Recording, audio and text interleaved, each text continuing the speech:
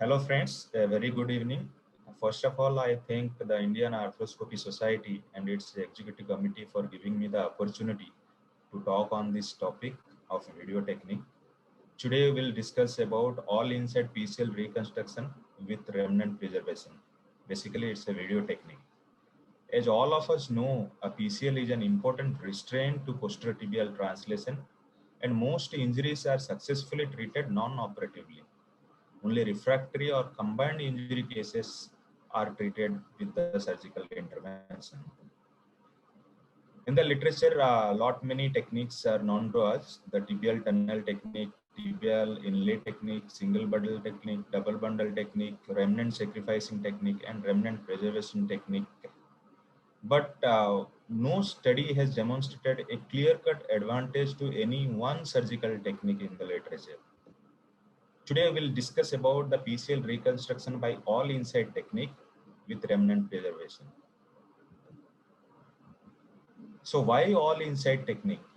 Basically, all inside technique is preferred because it's a bone preserving surgery. What do you mean by bone preserving surgery? Because in this technique, we create sockets instead of tunnels, and which minimizes the bone removal, which decreases the pain and morbidity, and improved ease and options for revision surgeries. Further, it is ideal in multi-ligament reconstruction scenarios when you are doing multiple tunnels. It's a bone preserving surgery and avoid tunnel coagulation also. Use of quadruple semi-T only graft link reduces the morbidity of using the STG graft which we were using commonly previously. The third is it has a double suspensory fixation with adjustable loop. It has a dual tensioning construct, so we can give maximal pre-tensioning of the graft unlike the traditional technique. Further, we can adjust the tension even after fixation on both femoral and tibial side at the end of the surgery. Because of suspensory fixation on both sides, it allows for 360 degree soft tissue healing all around the tunnel. Next is why a remnant preserving. The very good study, it's a landmark study by Ahn et al. And the subsequent studies, we know that there is a definite advantage of preserving the remnant of the PCL in PCL reconstruction surgeries. Graft reinforcement prevents stretching and laxity during the healing phase. It heals together with newly reconstructed PCL, giving better mechanical support to the knee. It protects the new graft from killer turn at tibia and aids in better proprioception from the knee because of the presence of mechanoreceptors in the residual remnant. Next, when you are preserving the remnant, then we should bring the graft over and under the stump. Traditionally, it was believed that we should bring the graft under the stump to prevent the twisting of the graft.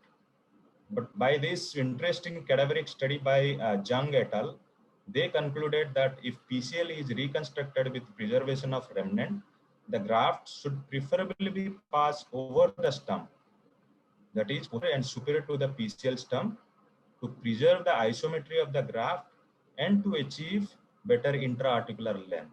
So in our technique, we usually bring the graft over the remnant. Some surgical tips: the knee is flexed to 90 degree throughout the surgery in PCL reconstruction. The most important step is to create the graft link in all inside surgeries. And then we go for measurement and pretensioning. We always use the posteromedial portal along with the high anteromedial and anterolateral portal in all inside PCL reconstruction surgeries because it gives us a good viewing as well as working portal. But we pass our graft in the anteromedial portal. Unlike some surgeons, like the study by Dr. Atik, which was published, he passes the graft through the posteromedial portal. But in our technique, always we pass the graft through the anteromedial portal. These are the various tools for PCL reconstruction surgeries. The most important tool is PCL elevator, which creates a nice cleavage plane between the PCL and the posterior capsule, and which is very important as far as the preservation of the neurovascular structures or to avoid the injury to the neurovascular structures are concerned in PCL surgeries. PCL tibial jig, for all inside PCL reconstruction is a anatomically contoured jig, and the distal part of this jig, it serves as a neurovascular shield during the drilling technique and prevents the drill to pass through the obstruction created by this jig. Likewise, PCL femoral jig is also anatomically contoured to allow the contouring of for the femoral condyle, so that we can create a tunnel from inside out. Retro rimmer is a very important tool for all inside techniques. Without retro rimmer, we cannot do all inside sockets. So here the cutting part is the end of the retro rimmer, and then it creates the socket in a retrograde fashion, that is from inside out. And we can do the sockets as much as length we wish to. Now coming to the case history, it was a 35-year male presented with posterior knee pain and instability of left knee with a history of injury 7 months back. On examination, there was a abrasion mark on an anterior aspect of the knee. The posterior sag sign was positive. There was loss of tibial step-off. Posterior drawer test was positive. Quadriceps active test was positive. There was no mediolateral or rotatory instability of the knee. On investigating, the X-ray showed no bone injury, no avulsion injuries. Stress X-ray, there was 11 millimeter posterior translation of tibia. Scanogram showed normal alignment of both lower limb, and MRI suggestive of PCL injury without any meniscal, collateral, or chondral injury. So basically, it's a chronic isolated grade 3 PCL injury without any associated injuries. So it was planned for an all inside PCL reconstruction with preservation of the remnant. Now we can go directly to the surgical video. After giving anesthesia, we again recheck the instability. You can see with the posterior drawer, the tibial step-off is clearly fading off. It's going beyond the femoral condyle. So there is a grade 3 laxity, which further substantiated by this slopy ACL sign, which you can see through the scopy. And then you harvest the graft and create the graft link. Now the graft link creation is the most important part, where you are attaching two adjustable loops on either side of the graft link. And then with the help of a fiber wire, you are marking on either side of the graft link. Usually 7.5 to 8 centimeter of the graft link construct we take for all inside PCL reconstruction. Then we go for creation of the window on either side of the remnant PCL, that is lateral window between PCL and ACL. And with saver, we try to create this window, keeping the mouth of the saver towards the PCL, not towards the ACL. And the medial window is between the PCL and the medial femoral condyle. We clear the soft tissue synovium from the PCL. We can take the help of the RF also, so that we can create a nice window which will not obstruct our scope or any other instrument through the medial window. Once nice medial window is created, then the scope is taken inside the posterior compartment, and then we create the posteromedial portal. Usually we create a little higher posteromedial portal. The spinal needle is coming out, and then with the stab knife, we just give a nick on the capsule and pass the switching stick. And then over the switching stick, a clear twisted cannula is deployed with the cannula introducer. Once it is done, then we go through the posteromedial portal and see the remnant of the PCL and bring the saver from the anterior compartment and clear the soft tissue. You can use the RF system to clean the soft tissue from behind the PCL, and very gently and nicely you should clean these soft tissues. Always face your RF system towards the PCL, never towards the capsule, so as not to injure the neurovascular structures. Then we go through the lateral window and clear all the soft tissues and a little bit part of the septum also, so that the graft and other instrument goes swiftly. The PCL elevator, as I have already told, is very important tool. It helps in creating a very good cleavage plane, and we go on creating the cleavage till we see the popliteus, so that the capsule will be totally towards the posterior side and your safe, and there is a less chance of injuring the neurovascular structures.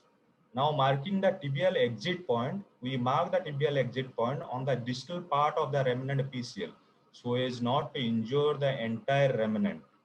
So we usually keep this jig, PCL tibial jig, which is coming through the lateral window over this marking, and this mark is just distal to the center of attachment of the PCL. Now this jig is anatomically controlled and protect the neurovascular structure from the flip cutter, which is coming through the tibia, and we can see the flip cutter directly under vision, and then we flip the flip cutter. Usually with good amount of remnant, 8 to 9 millimeter graft is enough, but without remnant, you should have at least 10 millimeter thickness of the graft. And the flip cutter should touch the bone, that is the most important part. Then we start creating the socket and assess the length measurement of the socket by the marking outside. Then you take the flip cutter inside, unflip it, and take it outside. Usually 25 to 30 millimeter of the socket is created on the tibial side. Once it is out, then we pass the B-pin with suture or fiber stick as you wish through that socket, and the suture is retrieved through the lateral window into the anterior compartment. Once it is retrieved, then we mark the PCL femoral point, which is little higher and as close to the cartilage as possible. Now PCL femoral jig is placed over the marking. Basically, we are reconstructing the AL bundle in this technique. So we keep our jig at the intended point and pass the retroreamer from outside into the joint. Once it comes out inside the joint, then we take out the jig and see whether the retroreamer is bang on the target. So it's on the target. Then we flip the retroreamer and take it up to the bone. Always remember, take the flip cutter up to the bone, feel the bone, and then you start creating retro sockets. So once it is up to the bone, we create the retro sockets and measure the socket from the marking outside. Usually 15 to 20 millimeter of the femoral socket is enough in this technique. So once it is done, then again you take the flip cutter inside the joint, unflip it, take it outside, and clear all the debris, and then pass the pin with suture inside the joint. Then we deploy the passport cannula to prevent the intertwining of the suture during suture management. So through the passport cannula, we retrieve the tibial leading suture outside, and then we retrieve the femoral leading suture. Once the femoral leading suture we have retrieved, then we load this adjustable loop graft link construct over the tibial leading suture and pull it inside the tibial tunnel and take it outside. Once it is outside, we pull it further till the button is going through the tibial tunnel and outside the cortex.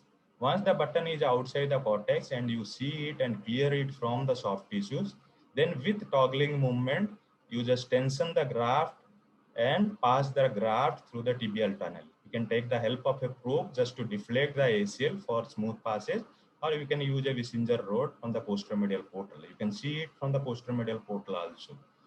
Once it is inside the tibial tunnel, then the femoral sutures are pulled in the femoral tunnel. Now the leading suture is pulling this adjustable loop. Now all the sutures of the adjustable loop are pulled together till our button is outside the cortex as marked. You can see under vision how the button is going inside the tunnel by taking your scope further inside. And once it is just outside, then you do the toggling movement to take the tendon inside the femoral socket. So the graft is going inside the femoral socket with the toggling movement up to the required mark. Then on the tibial side, you give the anterodrawer force to create the tibial step off and tension the graft with the toggling movement. So this is the all inside reconstructed PCL with remnant preservation with good tension on the ACL.